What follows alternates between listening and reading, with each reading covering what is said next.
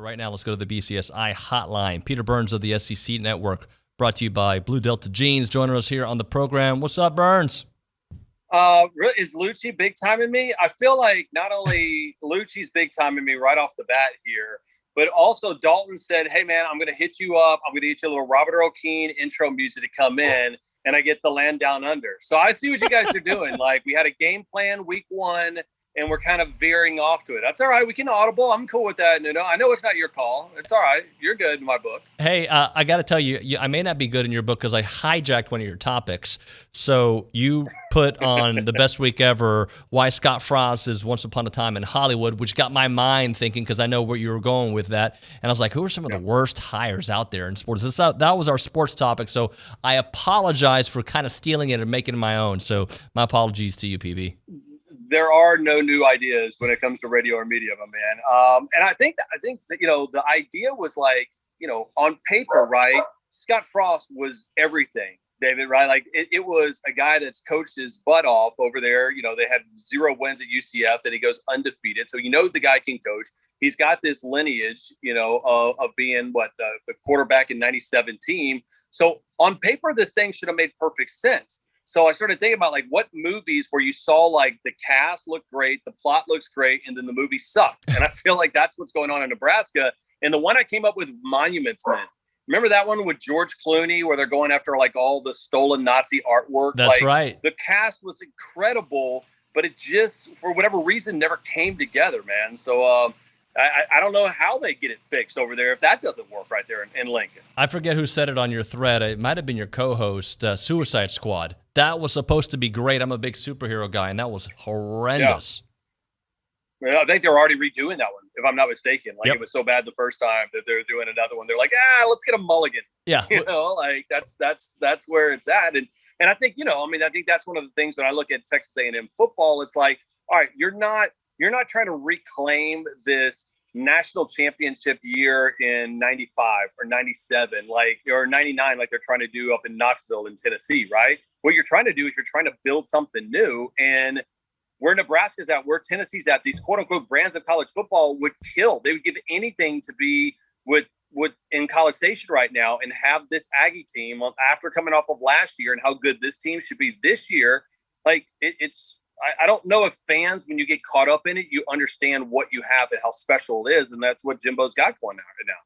Burns, let's talk a little bit about Kent State and the beauty of this first game for A&M, a game that I think they're going to have without a doubt, but just a chance to see Haynes King, a chance to see that loaded backfield, all the weapons in a game where I think they're going to get some time. Yeah, I think that's, there's a couple of different train of thoughts of what you want, right? Going back to the Sumlin days, it was always nice when you could beat, Southwest Texas and, and anybody else, right? And Lamar and get these victories. And Kent State should be a little bit of a step up from that aspect of it, right? Like that's what you're hoping. So it's enough to kind of get your blood pumping, enough that you figure out, hey, this is going to be an interesting opponent week one. But listen, I got excited when I hear that Haynes was going to be the guy. And it wasn't like hey, we're going to wait to see kind of a last second deal, because him and Zach obviously have two different styles of football. And Haynes, you're just going to be like, listen, this is the guy. This is what we're going to do. My question was, and I asked this to Lucci, and I want to ask it to you and the Aggie faithful too. Like, how much do we trust Jimbo Fisher to adjust his ways of calling games, which, traditionally has always been, hey, we're going to play solid defense, but we're going to control the ball. In 2021, in this style of football, it's almost like a race to 50. So that's what I really want to see in week one against Kent State is like, how are you using Haynes King in this approach? Are you sheltering him, or you're just going, buddy, let's just show the world that like Aggie football is here to be a college football playoff contender? Peter, I think last year when you look at some of the things that the Aggies were up against is, the injuries, right? So the fact that you're getting guys back and Chapman is coming back, and you have a quarterback who's looks like to be willing to take some chances. Kellen Mond was a safe quarterback. He made safe decisions. Sometimes he didn't stretch out defenses. Sure, some of that is on the play calling from Jimbo, but I also think the personnel that you have, and I think having a guy like Haynes, you're going to stretch out those defenses a little bit more. Well, and that's what you want, right? You want guys in space. Think of what Lane Kiffin did in Oxford, right? It wasn't a great season, but what it was it got their athletes in space. And you don't recruit as well as Jimbo has recruited throughout his career, but especially now over at Texas A&M, and not give those guys a chance to shine. Because guess what? When they do, the next breakout star is going to happen. And all of a sudden that's going to, recruiting begets recruiting. And to play those guys in a box and kind of limit what they're able to do, I don't know that that's the best way of football in 2021. I think college football regresses a little bit where I don't think it's wide open because it is a little bit more cyclical. But I do think it lends to a perfect opportunity, and the schedule too, David. Like with this schedule for Texas A&M, say what you want, but it is a perfect kind of ramp up as far as level of competition to where you can start getting some games underneath your belt. The opponents are winnable, and you're rocking and rolling to kind of build what you hope is a special season. Peter Burns on the BCSI hotline. Peter, why do you think people don't give A&M the credit for how they wore teams out? If you look at that Orange Bowl game, it was a close game. And in fact, some people thought North Carolina was going to win there in the third quarter. But by that fourth quarter, that defense and that running game suffocated North Carolina. Yeah, because it's like Billy Lucci. It's not sexy, right? Like it's just, it gets the job done. And I wish Lucci was there for that punchline. I've been waiting for that one, but I didn't do it. But seriously, right? Like it is an old school mentality of football. Like if we saw the way A&M was kicking everybody's ass at the end of last year, where guys like defenses have their hands on hips, guys just don't, like they're quitting, right? Like you would look at that in 2005 going, hell yeah, that's championship level football.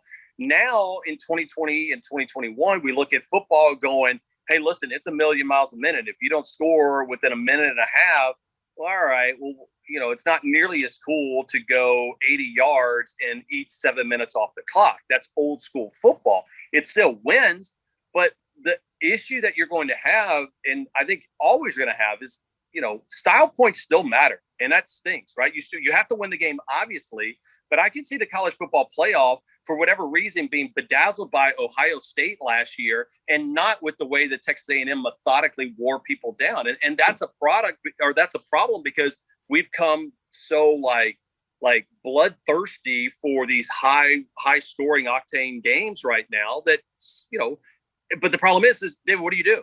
Right. You got to adjust, right? And that's what I want to see with Jimbo and Haynes, and hopefully they can take it to that next level. Prayers to everyone in Louisiana going through such a hard time with Hurricane Ida. LSU moving their operation there to NRG Stadium. Just how do you think? Well, by the way, this is an intriguing game to me because I think UCLA might be better than people think. How does that affect LSU, you think? Yeah, I mean, there's two different ways, right? I mean, obviously, it locks them in, and for no other reason. Like, listen, you're here to get your mind off of it, go play football and have some fun. But man, that's hard because there's so many people that are affected there. A, in the Baton Rouge area, and B, especially the recruiting base in New Orleans and in Alabama and Mississippi, and they're being affected. It's a real thing, man. And I mean, again, I think that's why football ends up being just so much in the Southeast. It's like football, faith, and family, right? Like in food, you can add another one into there to like that's the religion, and people need that, and I think that's what I've learned being an LSU fan all my life and growing up is that, people depend on LSU football more than just the wins and losses. It's how to get through life in so many different ways. And, and frankly, that's something that Orgeron and LSU people around that the athletic department have been around. They've had to deal with that going back a couple of years ago in Florida and having to change games. Like that ain't going to change. Now, regarding week one, UCLA looked fairly good, but it was against Hawaii. They were able to run the ball, but Dorian Thompson-Robinson, their quarterback, he wasn't great, frankly. And I think LSU's defense is chomping at the bit to give them a go. I am concerned though with LSU being a little bit nicked up when it comes to the running back situation. So, that's not great with Emory and Davis and Price being a little bit banged up, but we'll see what the game plan is come week one of the new year, the new start for Ed Orgeron out there. Hey, let's talk a little Alabama, Miami, King versus Young. I'm excited just to see, a 35-year-old quarterback in De'Aaron King, who I saw play in high school, and what Bryce Young can bring to the table too. Yeah, and you know what? I think you're going to see a lot of De'Aaron, and I think you're going to see a lot of Alabama running backs. Like, we were joined by the guy that the play caller or the play-by-play guy for the Hurricanes earlier this morning. And, he was talking to me about, well, you know what, Miami's got a bunch of 220-pound linebackers that are fast. And I'm like, brother, They got 360-pound, just road graders on that offensive line at Alabama. And we started thinking about the game plan. And if you're Bill O'Brien, what do? Do you come out and try to shock and awe with Bryce Young? Or do you say, you know what, we're just going to play kind of like how Jimbo was last year. We're just going to grind it out and out-athlete you and take chances when you get a chance. So I think that we will see a kind of tempered Bryce Young in week one, because the only way you lose that game to Miami is if Bryce comes out, throws an early pick six, or throws, has a couple of turnovers. You just absolutely grind that offensive line against their undersized defensive front, and especially linebacker core. Don't make any mistakes, and you should, all of a sudden you look up and, all right, well, because of field position, it's 31-10, and we could just kind of ho-hum, do whatever we want now. How about Clemson, Georgia? That's obviously the game that everybody's been talking about since January. Yeah, it's kind of crazy. It's such a coin flip game to me in a weird way. Like I look at Alabama, Miami, even LSU, UCLA as being bigger for their respective programs than both Georgia and Clemson. That sounds asinine to say, but I say a lot of asinine things. So, for Georgia and Clemson, you lose that game as long as it's not a 17-point, 21-point blowout. You're fine. Like Clemson can lose that game. They're probably going to win out in the ACC because nobody has a heartbeat out there. And maybe they face North Carolina in the ACC championship game, but they're still a better team than everybody else. They're probably a college football playoff team. On the flip side of it, if Georgia loses, they still control their own fate, right? Like they should win out. No one's going to compete with them, I think, in the East. So I love that game. And in a weird way, Darnell Washington, their tight end, and Tyke Smith, they're the West Virginia transfer they got as a cornerback. They may not play in that game. In a weird way, that might buy him good graces in the college football playoff if push comes to shove, and all of a sudden you're like, well, they weren't at 100% for this game. So it's kind of a no-lose situation, frankly, for Georgia, as long as it's not a blowout. Peter, last thing for you. We had a text message earlier asking for our opinions on a surprise team, good and bad. Who's a surprise team that may win some games we didn't expect, and vice versa, a team that's losing more than we expect? Yeah, I think Tennessee is going to be interesting. I mean, we're going to see them. I think they're going to have an absolute track meet coming up on Thursday. We'll have that game on SEC Network. I think their offense is going to remind us a little bit more of what Ole Miss was able to do, getting a lot of guys in space. As far as guys that I think is struggle, I think you look in the East as well too. I have no idea what to expect out of Dan Mullen's Florida Gators this year. I look at, everyone says it's Emory Jones. It's Emory Jones. Anthony Richardson's on that staff as well too, in that quarterback room, and I think he's been pushing Emory Jones. So again, I feel like Dan's almost trying to pump up Emory Jones as opposed to this is the kind of guy that we have that could be a game changer. And when I have that thought combined with losing Pitts and Tony and Trask, man, that could be tough. I think it's Georgia and everybody else in the East. And frankly, I said it a couple of days ago. I think it's A&M and Georgia and Atlanta this year. I think Aggies make it to the SEC championship game. We love to end it on that note, Burns. Thanks so much, brother. Appreciate you. See you, bud. Later. See you, man. Peter Burns there.